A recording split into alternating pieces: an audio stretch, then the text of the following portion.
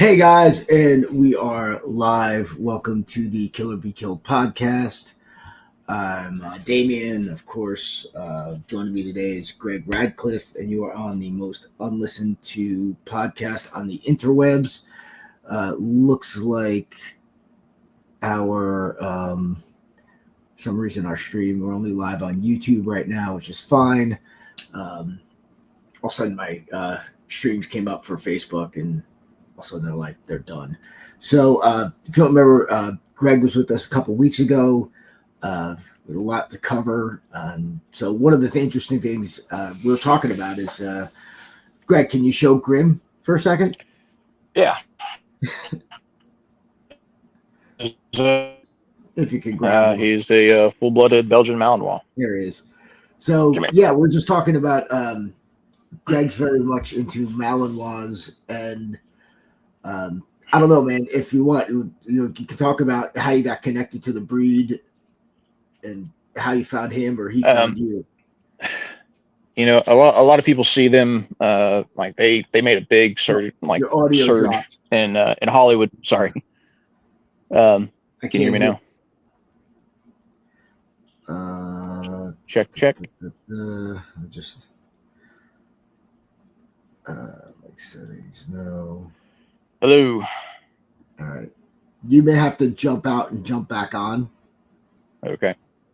Just try that a second. All right.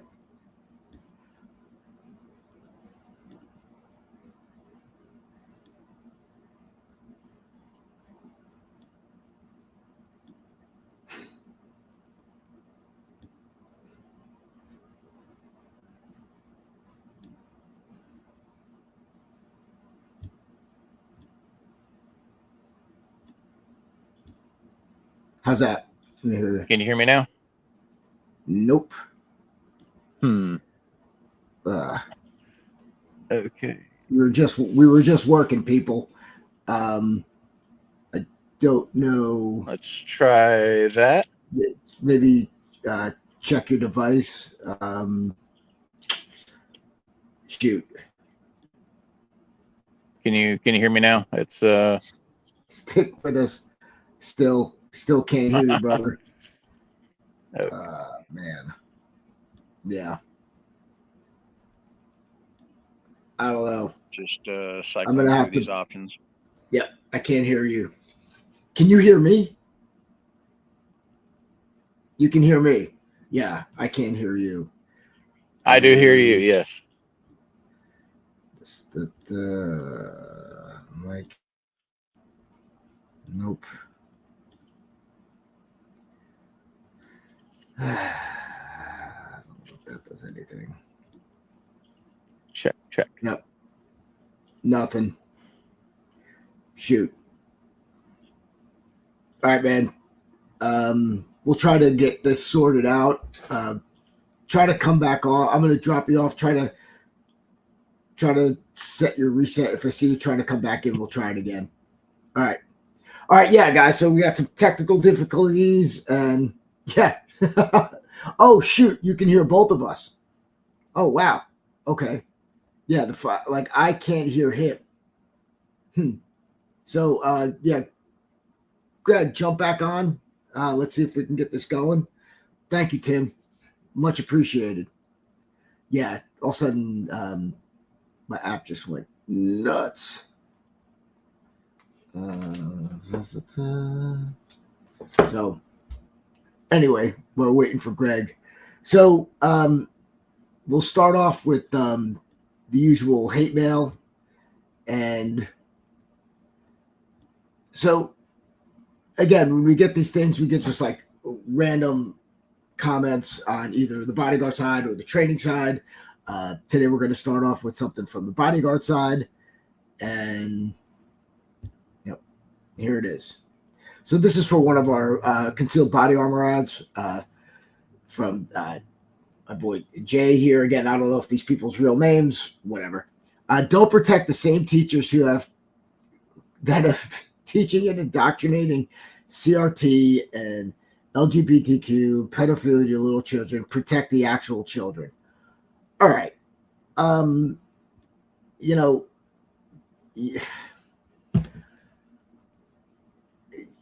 Does this happen? Yes. But you're acting like, a handful of people, definitely the minority. I've had 2 kids go through school. While, yes, many teachers fall to the left, my kids were not indoctrinated. And I've got a girl who's in the entertainment business. So, while it does happen, what Jay is suggesting that we just sacrifice all of them and not protect them, but just let everybody have at it. Right. Which makes perfect sense. Yeah.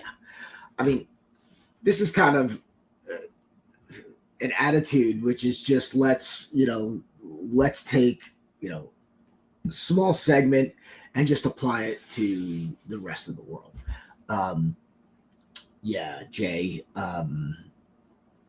Yeah, I mean, the teachers are protecting the children. In all reality, these are the people that are on the front line of defense, the people that are trying to barricade the doors, the people that are, you look at most accounts, it's along with the loss of life of children. There's always a teacher, administrator. There's somebody from the faculty, the staff that meets the shooter all of the time. All of these people are unprotected, unarmed, just going out there and throwing themselves in front of the mass murderer. So, it's our goal to. Let's see if I can add Greg. How you doing, buddy? Can I hear you? I can hear you. Okay, I can't hear you, but that's not going to stop us because they can still hear you. So I don't know what that means and how we're going to do this, but we're gonna make it happen. So yeah. In the meantime, I'm going to continue. This is going to be a little nuts because let me just see my audio layout. Edit mic settings. Okay. No. Okay. All right. So, as we were talking about before, Greg, if you would, starting. This is again, people. This is going to be like a little insane. So, we talk about how you got introduced to the breed. Like we were talking about before, we jumped on the podcast, and like I said, like we automatically, every time without fail, we start these things, and I try not to talk before the podcast because we always wind up, like getting the best stuff first. So Greg, if you want, you can, start talking about how you got into the, how you discovered the breed, and I'll figure out what the heck's going on over here. So when I Malinois, they got a big like surgence in media over the last decade, especially with movies like John Wick. Being in the military, you see these Malinois being used for special operations. They call them multi-purpose canines, and they're just a very, very intelligent breed. And I thought it'd always be nice to have one. It'd give me, having gotten out of the military and kind of didn't really have a lot to focus on, especially with my injury, which I forget if we talked about in the last podcast. Didn't have a lot going on, so it would give me something to focus on. At the time, didn't. These dogs cost $1,000 just for the breed, just for the dog, and that's not including the training. But right. Oh, can you hear me now? Yes. So Awesome. that's me. I literally had to, thank God, because I don't know how the hell I was going to do that. I literally had to disconnect my mic and my camera and then reconnect it. And yeah, thank you, Okay. 6.6 pound baby Jesus. But yes, so yeah, so so as you were saying, you found it, So, you you know, I'm at the time that I got him, I am living out in the middle of nowhere. Josh can especially testify that when he came to visit. what do you Um, mean? No, where? but so I lived 35 miles away from work where I work, and it would take me an hour to get there just for the backcountry roads I'd had to take. Right. So what state are you in? The woods? West Virginia. West Virginia. Okay. All right. Yeah. So mountain. Yeah. So I'm mountains, woods. Now, Yeah, just a big mountaintop property. now you got a cabin. You got a house. You're in your It car. was a cabin. Okay. But so at the time, some friends had just found this dog had just showed up on their porch, and I took him in and uh, had him for about a year until he took off after another female dog, Right. and So never saw hold him up. again. So now this dog, like you're in the cabin in the woods, like okay, just you got water. Yeah, I mean, it had all the facility. It was Okay. a log cabin with all the amenities. It was not it wasn't rustic. I'm not Understood. going out to an But outhouse.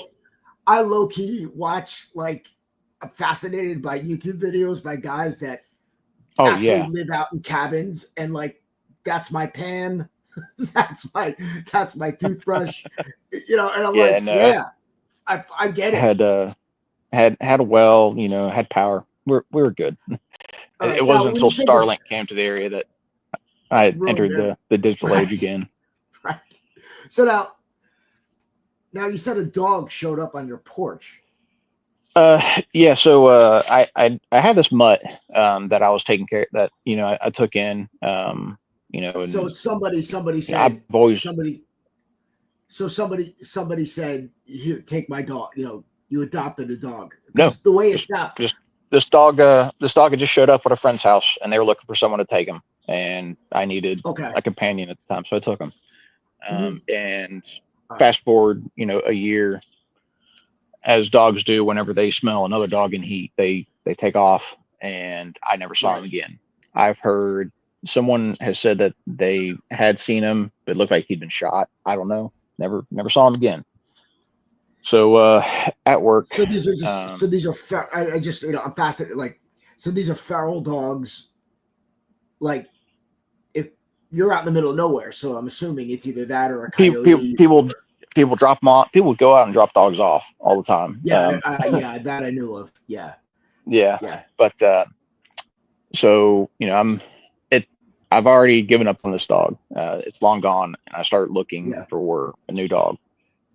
Mm-hmm. I have a friend that I went to high school with, and he's like, man, like my mom's dating a breeder from Malinois. I was like, are you serious? Right. And so I got to meet up with him, and he offered me this Malinois for $300. That's Full blooded crazy. Malinois, and like the dad is from overseas. The grandmother is actually the dog that was used in Max, the movie Max. Okay. Um, Yeah. but so he's got a good line in him, and he Yeah. he gave me Dude, turn a around. lot to focus on. Turn around, Yeah. please. Turn Oh, what the around. grim. Oh boy, Oh, that's so that's a good. selling point. That's a selling point there. Come here. Oh my god, that made everything worth it. All the noise shit. That was the best. Hugh Grimm, go. Yeah. Oh So boy. yeah, I got this full blooded Malinois for $300, and I happened to find a professional dog trainer that I met up with once a week, and I paid them, $20 a session, and that's how I got into training him. I trained him, Yeah.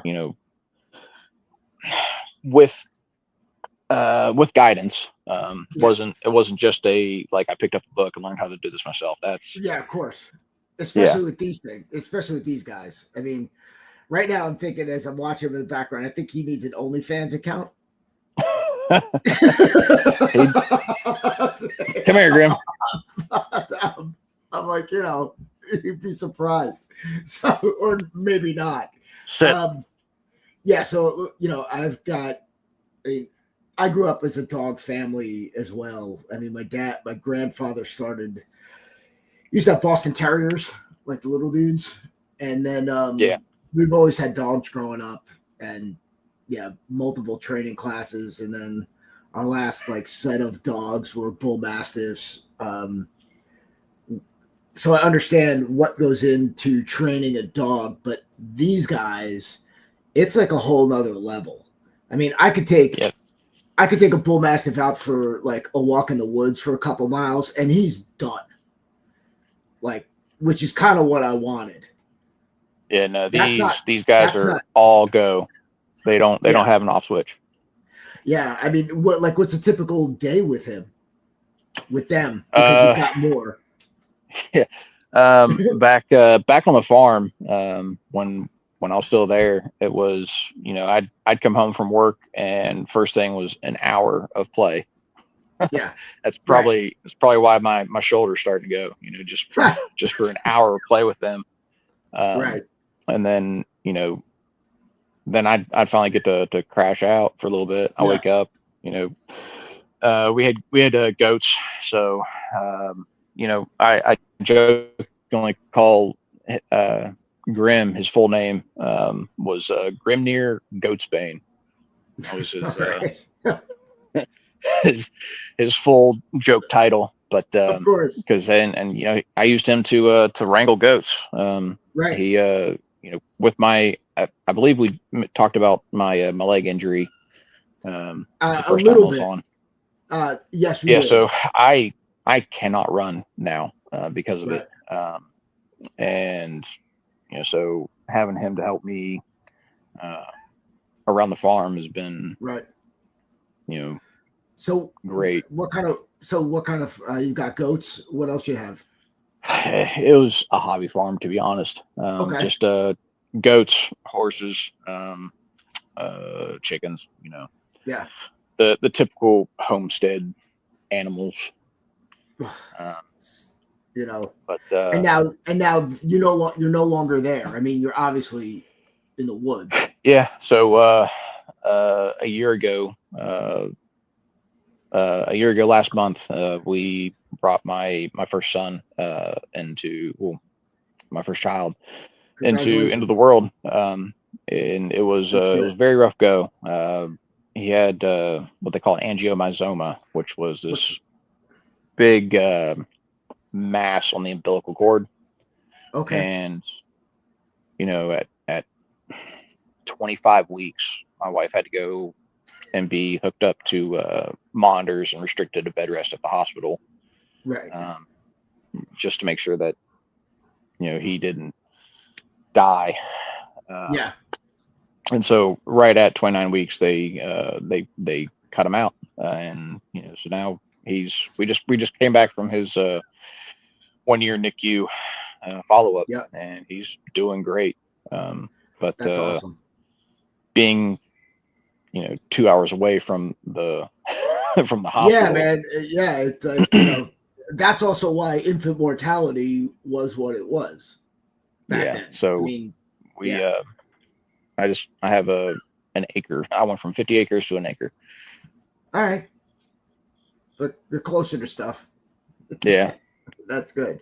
I mean, my uh just the I understand my son was born on time, but he was anemic, so we were in the NICU for about a week, and then they released us. And then at his first checkup, my wife gets a call And she said, and the doctor's like, get your son and get down to St. Joe's Regional Hospital. The pediatric oncology unit needs us. They're waiting for you. So I was at work. So I'm like, oh shit. So we go down there. They thought he had leukemia. He didn't. They thought, I mean, he was definitely borderline anemic. So we gave him a full transfusion. And then we wound up monitoring it. So for like 2 years, once a month, we went down and got blood work. And then he finally just grew out of it. And now he's like, you know, it's like 6'1" and jacked and doing in college and, you know, had a full life. But yeah, I mean, it's like kids, man. Like we lost one at 6 months, you know, trisomy 13 baby. I mean, it was a rough go. So I would have had like probably 4 kids. I stuck with 2 just because after that, I look at my wife. I'm like, you want to do this shit again? You know, and she's like, we're like, you know, with 1, yeah, but I'm like, we got 2. I'm like, we're, you know, we got replacements, you know, so, you know, we can get about our business. But yeah, I mean, it's, you know, you don't know like how you've been through a lot of shit, but now you realize how vulnerable you really are. Yeah. Yeah. Having my son was, you know, I've admitted, you know, that I have PTSD, Yeah. post-traumatic stress disorder, and a big part of that has been the uh, lack of a mission, you know, lack Yeah. of a purpose, and you know, I have a purpose again. Yeah. It does straighten shit out for sure. You know, now you said like when you go down to the VA, they look at you like, what the hell are you doing here? Yeah, so you know, I got out 2016. I didn't go to the VA until the following year. Okay. I'm gonna hit my tripod here. Come here, Grim. But yeah, I didn't go to the VA until about a year later. That's whenever I got my diagnosis with, you know, PTSD and some other things. Right. They there was a miscommunication with the VA, because for about 2 years after that, you know, I would go to the clinic to you know, be seen by their, you know, therapists, professionals, and all that. And Mm-hmm. every day that I go there, it'd be like, well, why are you here? Right. For my PTSD. And I'm like, Right. okay, you know, you can tell, you know, when people are like, okay, yeah, you know. So they give me the runaround. It's like, here's some breathing exercises. And Right.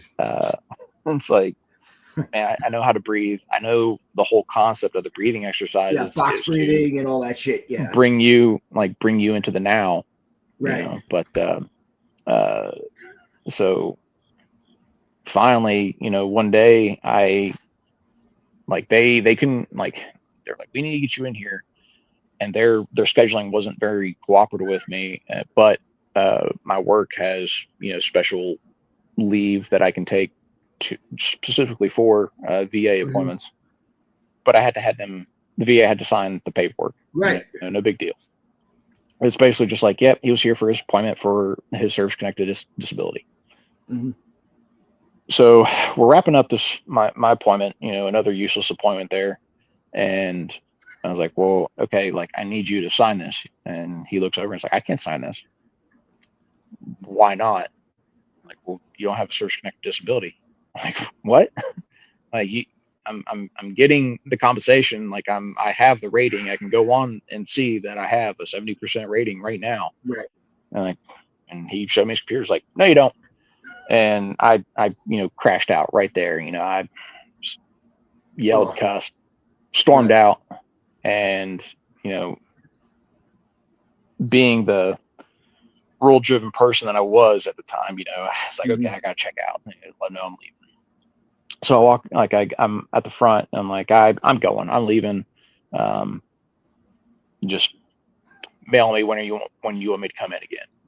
And that's whenever he came up behind me. He's like, look, obviously there's something going on here. Let's figure this out.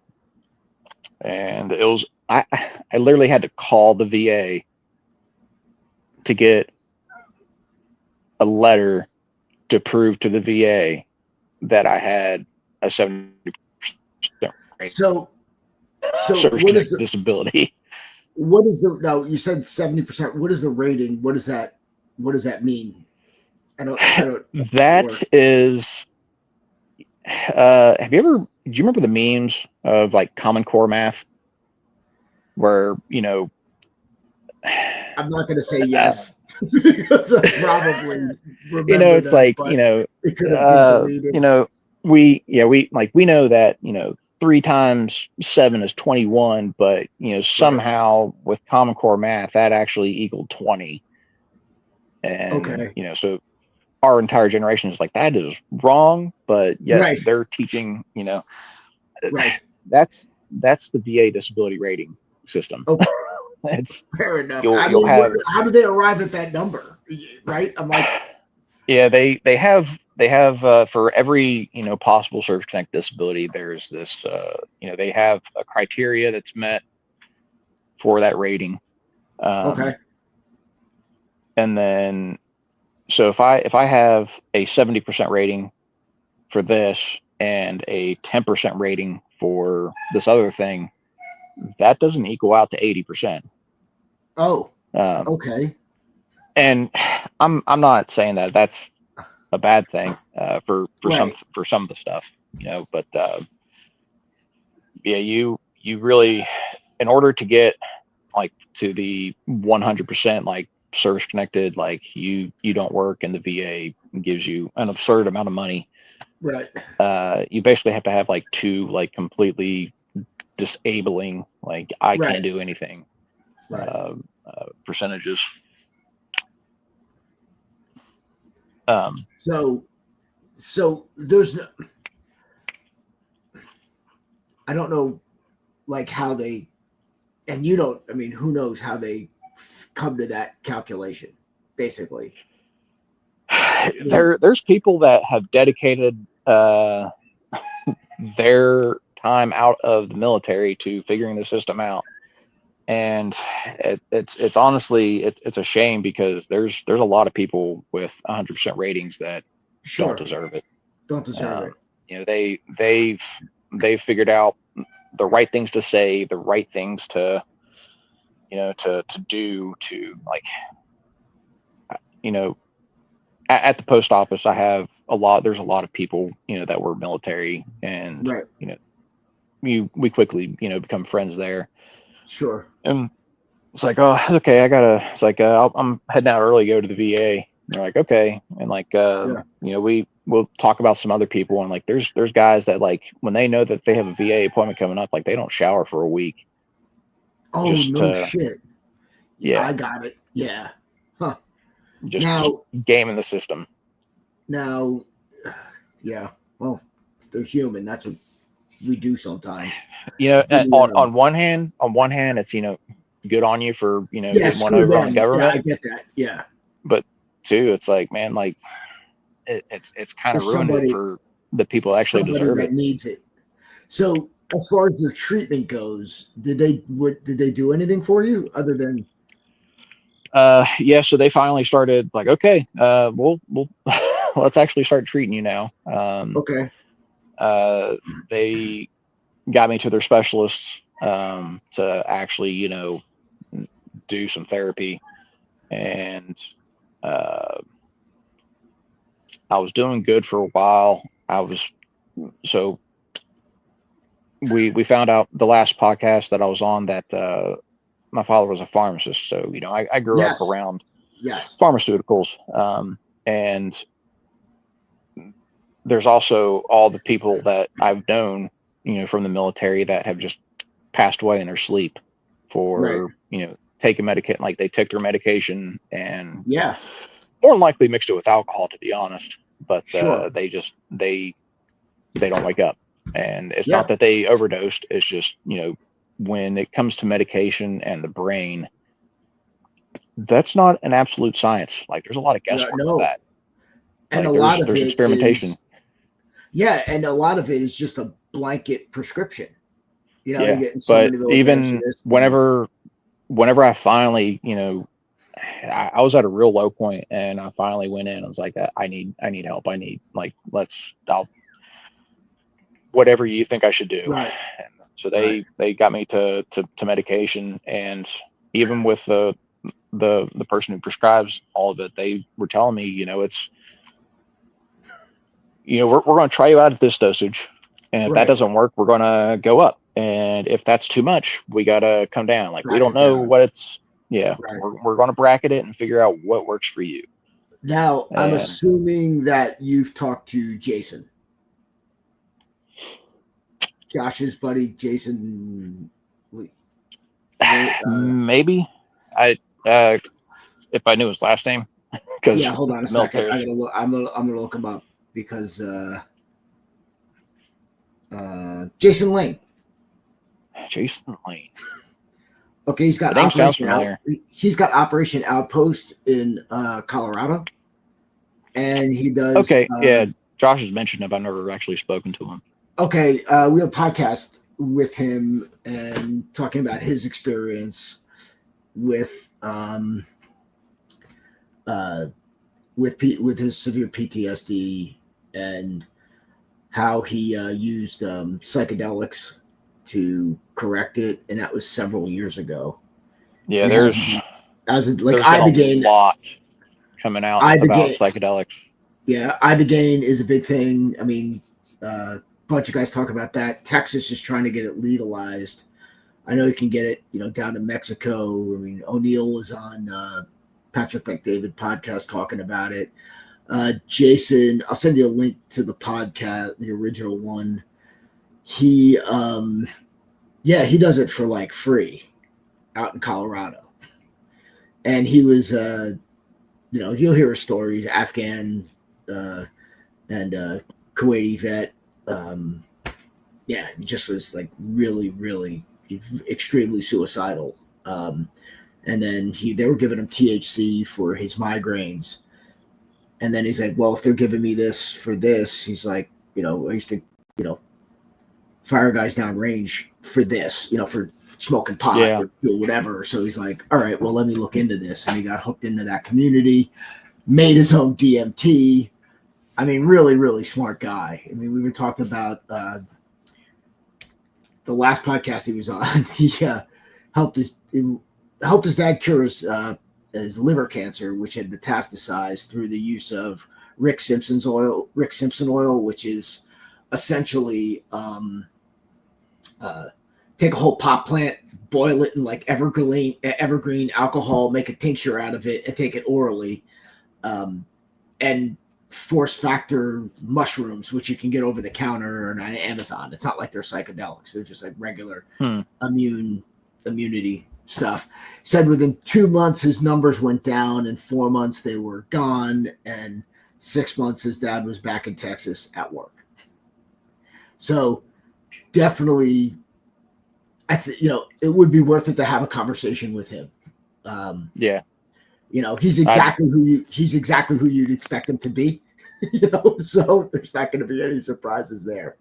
I mean, my my experience with microdosing psilocybin was beneficial, where it just kind of remaps your brain. So like you'll be sitting there and then you'll be thinking, and you're like, why do I think about that like that? And it's just like, you should think about it like this. And then all of a sudden, whenever that thought comes in afterwards,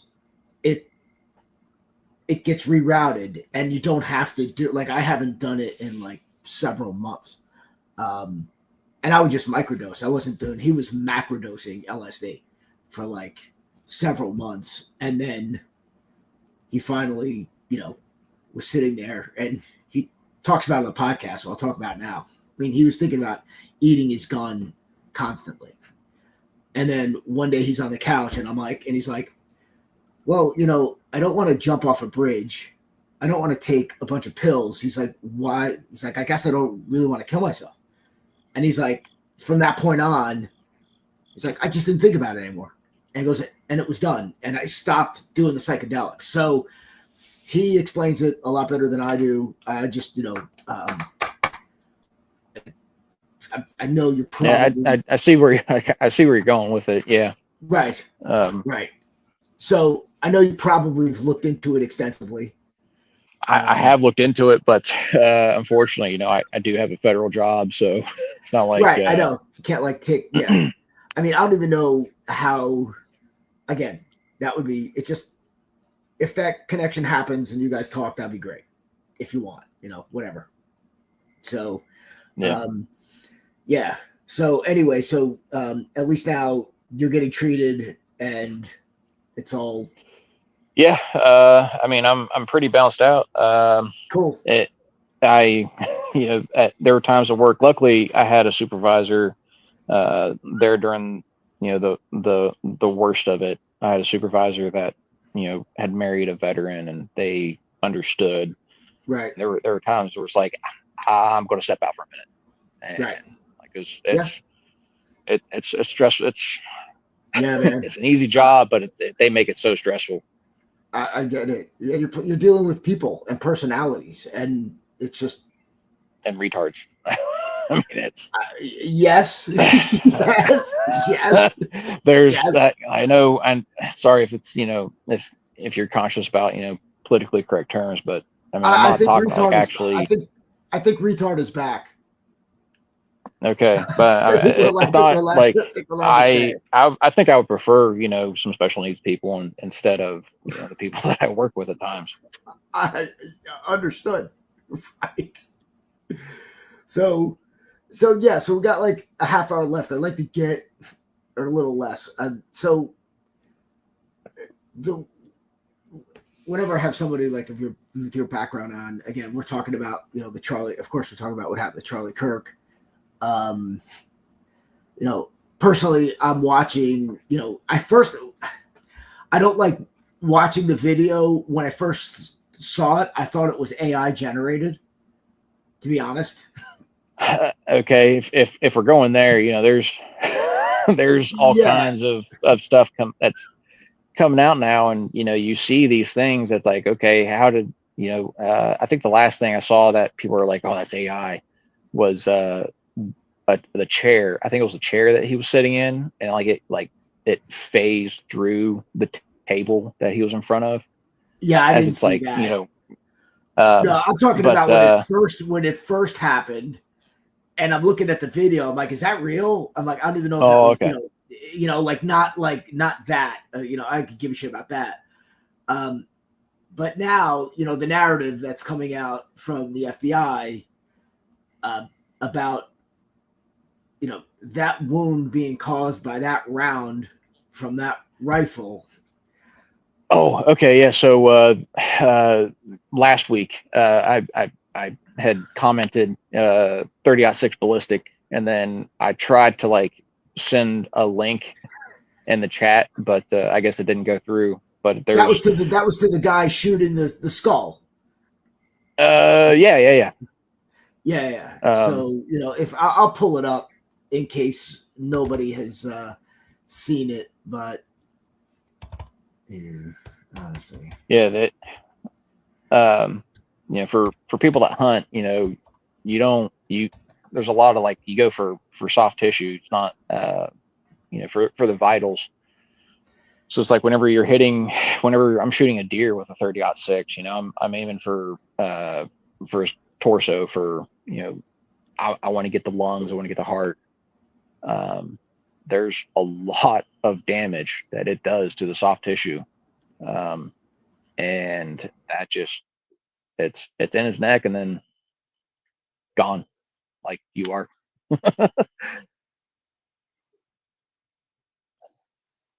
But unfortunately, I can't see comments either. So um,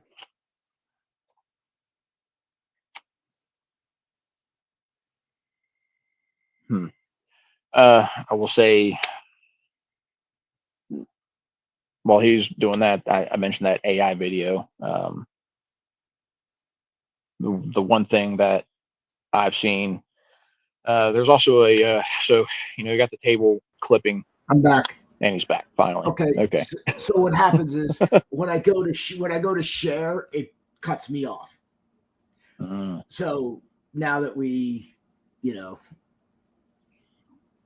any event, so I don't want to flip back, and I'm going to get on with the platform when this is over. But what we're talking about is like when they show the wound that happened to Charlie Kirk, and now they say that wound was caused by a 30-06.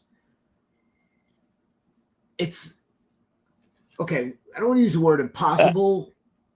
I mean, yeah, you're right, because it's almost like the JFK magic bullet. Yes.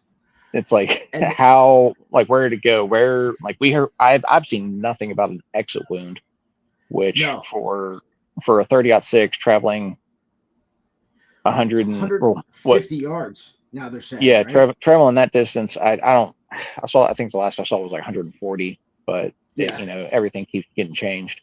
It started at 200, by the way, right? And that round has a lot of energy, and so it would have gone completely through his neck.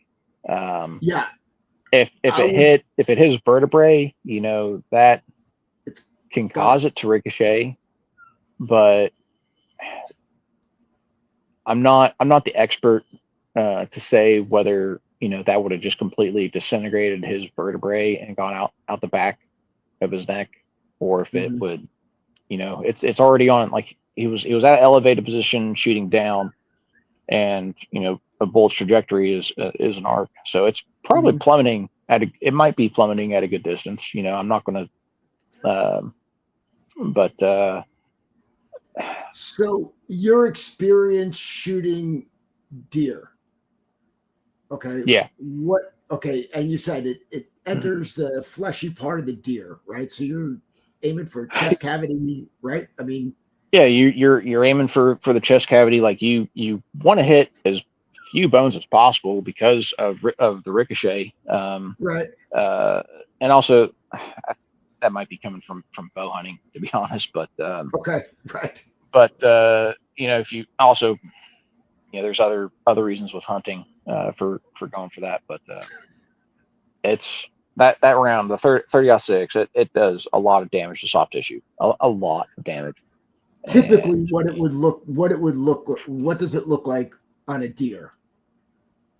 You're going to have your small hole in, which, like we saw, I mean, that's a small hole in the neck, right? And you're going to have a very, very large hole out. Like, yeah. Yeah. Okay. So when the problem is that this isn't the official coroner's report, because it's Turning Point quoting something from that the doctor said. So there's not a doctor's name attached to it, but they're coming out with it was a miracle. The round stayed in his body, and because he saved the people around him and things like that. I haven't seen that, but yeah, his what the memorial, the Charlie Kirk memorial that they broadcast live, like it was like something out of Righteous Gemstones, I didn't watch it. Yeah, they had pyrotechnics and everything. It's like, man, this is how you mourn someone. I'm not, to each their own, I'm growing concerned that this could be, I see the pendulum swing. Right now it's going back the other way, and I'm like, slow it down. I'm just like, whoa, where are you going? There's a chat group that I'm in, and I joke, like, every time someone posts something new about the Charlie Kirk case, where the left is saying this and the right's saying that, I know Right. that was the opposite for me, but they all media is spin media. All media has an agenda, and they are only going to show what fits the narrative that they want. Yep. You never like you can if you're sticking with Fox News, like you're only getting the conservative side of the story. Everything Yes. that pushes what they want, and I hear a Fox, but I'll be honest. so I don't. Yeah.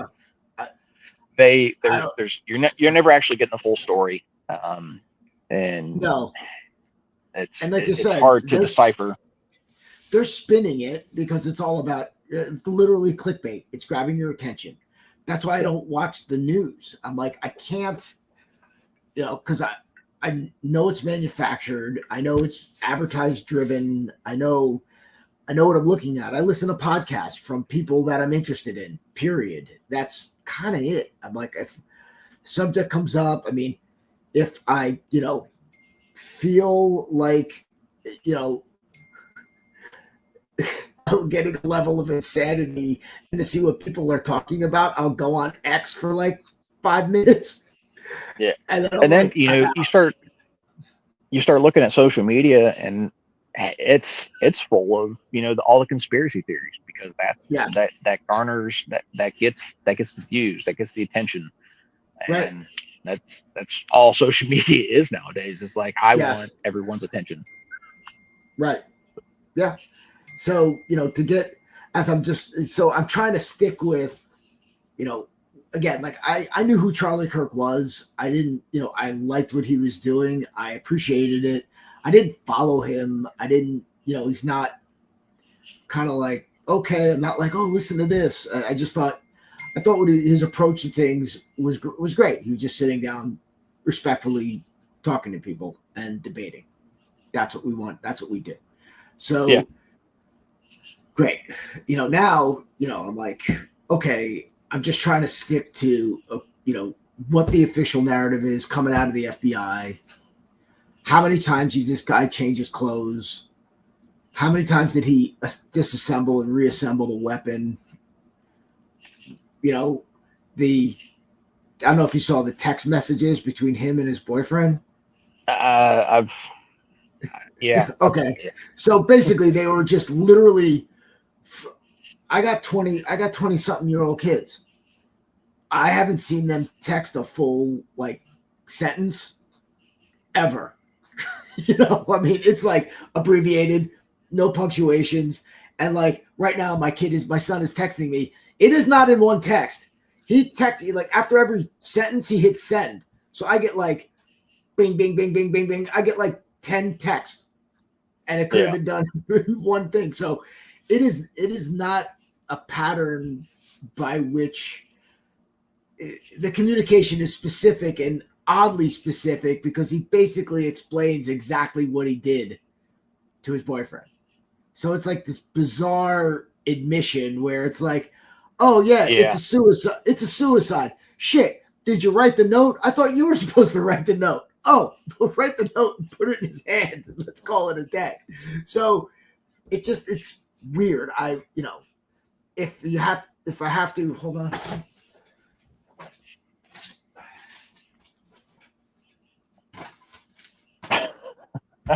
If I have to put on my tinfoil hat, I'm gonna say that he was definitely involved with it because what the hell is he doing up there in the first place?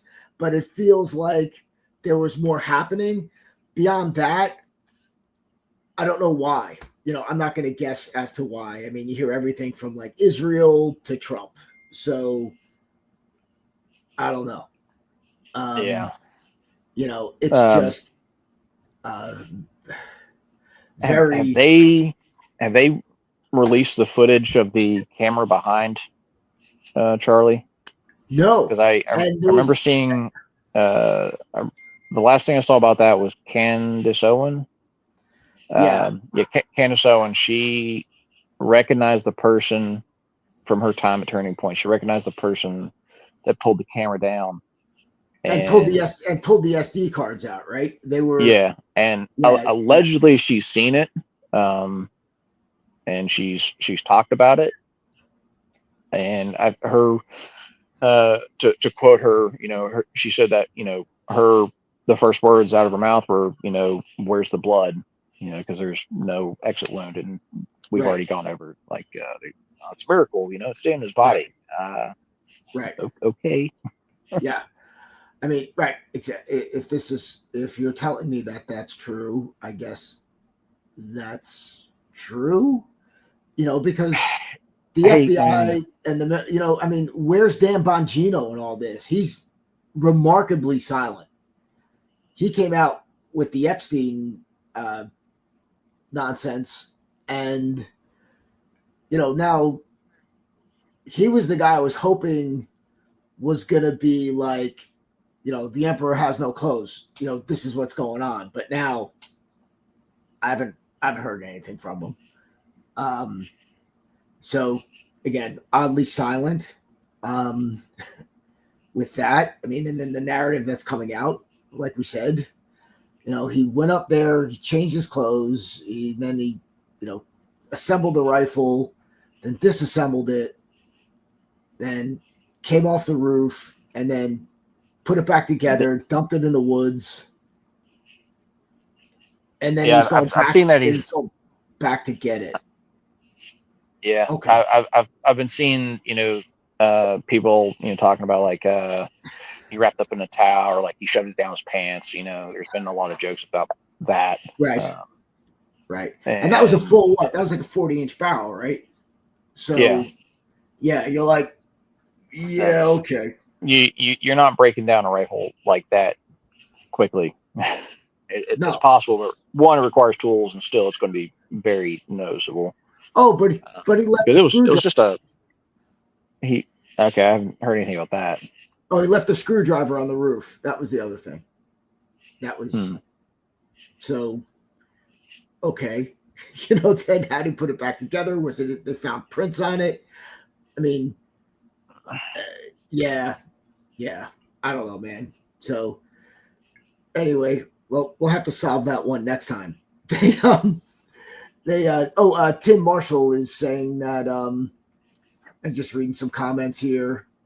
Vegas style day trading. Thanks for showing up. Tim Marshall said VA math is another animal altogether. He's going through that process now. He also said that the VA started authorizing shroom juice about 2 years ago. So I guess maybe it's something to explore there. Boston, and like I said, I have the overlap with my federal job, and right. Understood. Boston Boss says hello. And again, Tim, I meant to you. So, yeah, man. I mean, we had a little technical difficulty, but now I know what the issue is and I will get it promptly fixed. Greg, man, thanks for joining us today. thanks for having me. It's awesome for you jumping on. Josh, is making sure everybody has fun. And that's it. I want to thank everybody for joining us. Again, all the links are in the description. Until next time, everybody, train honestly.